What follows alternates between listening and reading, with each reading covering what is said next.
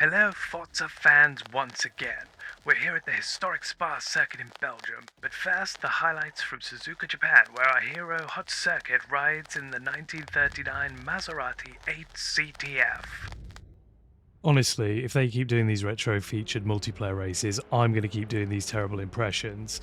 So this week's Birth of Grand Prix series was a real learning curve that gets progressively better, including one of my finest races so far, so make sure to stay tuned. Here, at Suzuka, Japan, the race doesn't get off to the best start. I changed to second gear a bit too early, get overtaken by pretty much the entire field, but I was starting quite low down after not qualifying anyway. I was spending a lot of time practicing. I just clipped that car that gets into a spin there, and then, as you're about to see, the two cars in front of me get together, and I'm quite fortunate, so just steal another couple of positions. So we're already back up to 15th. Now as we go through the S's, there's another couple of cars going off, and there's just a bit of banging up ahead, some guys not being able to go through the corners quite as quickly. But the one thing that I'm discovering here is that the Maserati that I've chosen, thinking that that was going to be one of the key cars, as another one goes off there, so we're up to 13th, there is just no real confidence. And I'm using a wheel just as we clip another spinner there and avoid somebody else who'd been ghosted. So we are up to 11th already, and we're only midway through the first lap. But yeah, the confidence in the car really wasn't there. So I was finding that my throttle application, if you look in the bottom right where it shows that blue line, look, I'm not getting on the power fully, and then especially down the straights or around the fast corners like here, as the guys in front get together, I just don't quite avoid Jolpo there as he comes across me. No penalty though, fortunately, but there's just no confidence, and you can't necessarily see it, but the front of my car is sort of swaying as I just avoid Jolpo again, but they go really deep into the corner at Spoon.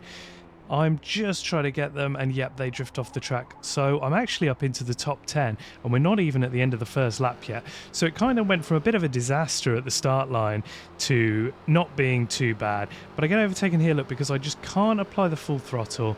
The car really wants to move around. I'm getting like a pendulum effect in the wheel, and I'm just not comfortable with this Maserati whatsoever. So as we go through 130R, we're coming up to the end of the lap. Jim Legg is just in front of us.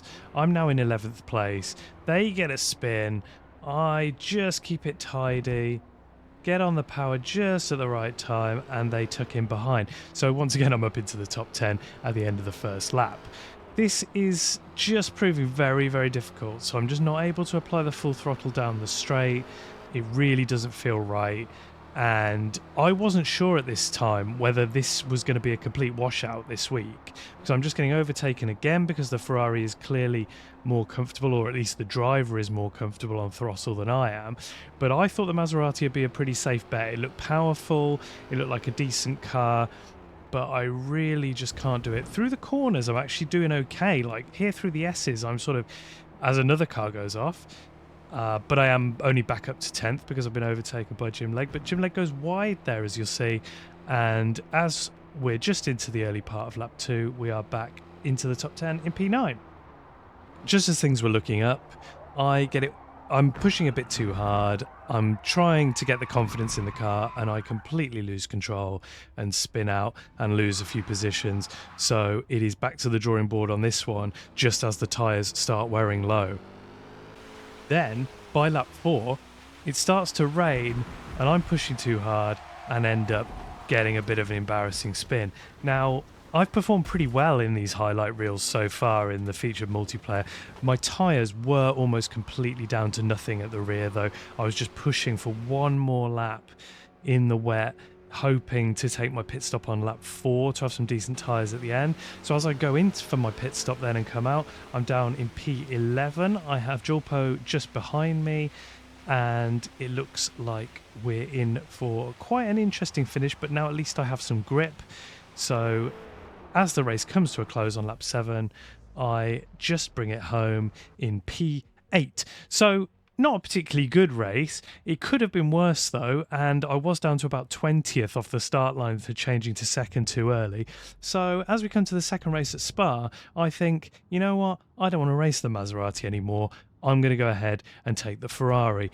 But I did say it's a learning curve this week, and once again, that was absolutely the wrong decision. I was really happy with how the Ferrari handled. It was way better. I could stay on full power down the straights. I wasn't getting a weird pendulum effect in the wheel. I felt really stable. It could tuck into the apexes nicely, didn't have any oversteer or understeer. It was just perfectly balanced. So I thought, yep, let's do the Ferrari. Of course, there's one thing that I didn't consider, and that is the Ferrari's top speed. With it being a 1948 Ferrari 166, there's just no top speed here. So with Spa being a power circuit, I'm getting absolutely eaten alive on the straights. So I'm trying to stay here with the Auto Unions and other cars ahead of me, look. In fact, most people have gone for the Auto Union because that clearly seems to be quite powerful and probably comfortable on the power, more so than the Maserati.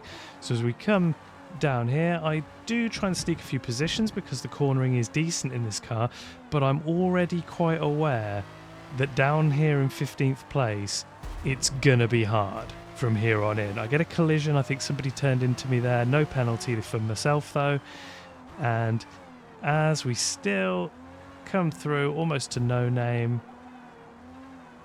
we're sort of hanging with the guys in front who have the faster cars, but it's pretty clear to me that when we get into the power sections towards the end of the lap and then towards the start of the next lap, I'm pretty much going to get eaten alive. So I'm firmly resting all my hopes on being able to keep it on the track and not having any incidents with anybody. They come together ahead, I tuck in but get sort of stuck to the Auto Union that turned in. I could have done with a bit more space there, but also I think the game had stuck us together a bit. There are 3 cars off to the left, one of them rejoins ahead, but 2 of them rejoin behind. So we're in 16th place as it stands. I try and get a decent exit, and really just the power isn't quite there, you know, but the cornering is, one of the other Ferraris ahead loses it though, and we're up to 14th. So maybe we can just keep it consistent, keep it on the track. As we come to the end of the lap then, somebody getting it hugely wrong and going into the tyres on the outside. And as we go into the bus stop, I get it braked down in time. Take it quite nice and tidy. Don't manage to get any positions as they bang wheels ahead, but I'm just about sticking with them, up to 13th now at the end of the first lap. Hopefully we can just keep it on the track, whereas other people don't. Maybe people will have incidents, or they'll run their tyres too long before taking a pit stop. We might be able to benefit, but it's clear that the power is just not here with me.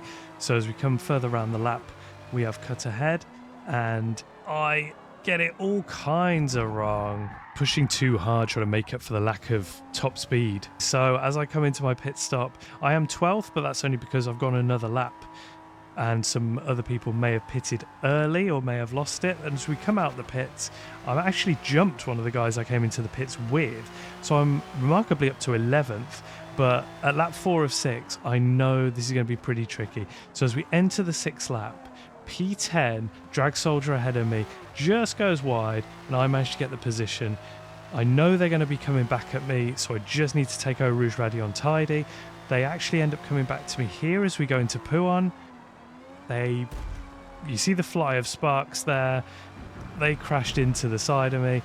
No penalty for me, thankfully. They've already got 7.5 seconds of penalty, so I know I don't really have to battle them, but this turns into quite a nice little battle through this section. So I just see a bit of an opportunity. They're sort of fighting the car. I've got a little bit more pace in the corners. Look, I just managed to get a run on the outside here. I know I've got the inside for the next corner, hoping they won't turn into me. They don't. As you see them in the mirrors, they tuck in behind, and I actually managed to hold that to the end. So again, it was a damage limitation race, but just not the kind of result that we're used to seeing as I come home in 10th. So that's 2 races where really I've picked the wrong car, and that's something that I'm determined to put right as we go into the 3rd race here at Silverstone. So I think, okay, Silverstone, it's another power circuit. I'm starting in 7th here. I'm normally pretty good here. It does have quite a bit of understeer, this car, but I know the track well enough to try and mitigate that. Just get my braking points right, just try and get it turned in, and hopefully my consistency at this track can pay dividends. I'm in the Auto Union because I just think, you know what, I picked the wrong car at both tracks. This is more of a power circuit, lots of high-speed corners, lots of high-speed straights. Let's just go for it. So, we are up to 6th after the first few corners, and as we come onto the straight here, this gets pretty interesting. I think it's the Bugatti in front, gets it all sorts of wrong, rejoins the track but very slowly. I try and avoid them because there seemed to be a bit of a gap on their inside. I just clip them as we go past, but they don't seem to have lost control. And then that was a bit of a shameful dive from me. I actually got the braking kind of wrong. It wasn't really an overtaking attempt, but I just ended up having the edge on them into the corner. They turned in, but I was too busy understeering. So it was probably, I would say, a racing incident. And then as we get to Maggots and Beckett's, I end up overtaking 3rd place. So now I'm in the podium positions myself, and I'm hoping to keep myself there now after a couple of disappointing results. As we go on to lap 2, then I'm in P3. I go wide and get a bit of an off track but no penalty, but I'm really under pressure from IV Drunkman, who was in 4th place. They get the better of me. I try to brake at my usual braking point, maybe hoping they might go deep, but they take the corner very nicely and I just tuck in behind. So we're down to 4th from 3rd, but we started in 7th, so all good. As we take the pit stop then, I'm up to 2nd, but that's because a couple of drivers in front have already taken their stop. So as I come out, I'm very surprised to see that I am still in 3rd. So IV Drunkman has managed to pick up a 1.5 second penalty, and then Ivan is around 4 seconds ahead. But as we come around the lap, they changed tyres 1 lap earlier than me, and IV Drunkman seems to be struggling a little bit, but this is a nice little battle. I tuck in on the inside, and I take 2nd position outright. They're on my outside, as you can see. So as we come down, I just want to make sure to brake at the right time, and I do just get it tucked in. They come in behind me, and that is a very nice move. I make sure to cover off the inside as much as I can as we go into the next braking zone. These couple of slow corners can be quite tricky, and people often try and dive back at you. I once again stay on the inside for probably the slowest corner on the circuit, and we just about get away with them behind us. So I am up to 2nd, just 4 seconds off the lead, and I'm starting to think maybe the win is possible here as we're on lap 5 of 7. Can I keep closing? But the tyres were absolutely shredded by the end of lap 6. IV Drunkman had already pitted, so I thought, you know what, I have no choice but to come in again, and maybe Ivan's tyres will just completely be destroyed and I do have a sniff at the win. But really it was to cover off keeping 2nd place, keeping 2nd place, and I do manage to do it, finishing about 7 or 8 seconds ahead. So finally we actually get on the podium today. You're about to see the greatest magic trick. We've seen people disappear like this on the podium before, but look, they've magically taken place in their cars. Fantastic. That's the best one I've seen yet. So as we come to the final race today, this was a really fine performance. I really enjoyed it, and it's a really exciting race. So I'm starting down in 14th, and I get a blinding start. Yep, I've decided to go back to the Ferrari. So it wasn't great at Spa because of the top speed, but I thought there's a lot more slow corners here at the Nurburgring. As we go into T1, can we keep it clean? Lots of arrows on my left. I do get bashed a little bit by drivers turning in, but we get away with it. No problems and no penalties given to me. So we're already up to 10th, and there is a lot more position gaining to come as somebody turns left right off the circuit there and gladly gives me another position. I'm about to dive down the inside here, hoping to keep things clean, and I do just about, although nearly tap the car in front, so I just get out the power, and that puts me at a slight disadvantage, but we get on the brakes just at the right time, keep it ahead, And then as we turn in, I notice there's a bit of a concertina here, so unfortunately I dink the car in front, but then I get dinked from behind too, so I think everybody was caught out by that. Once again, no penalty, no problem.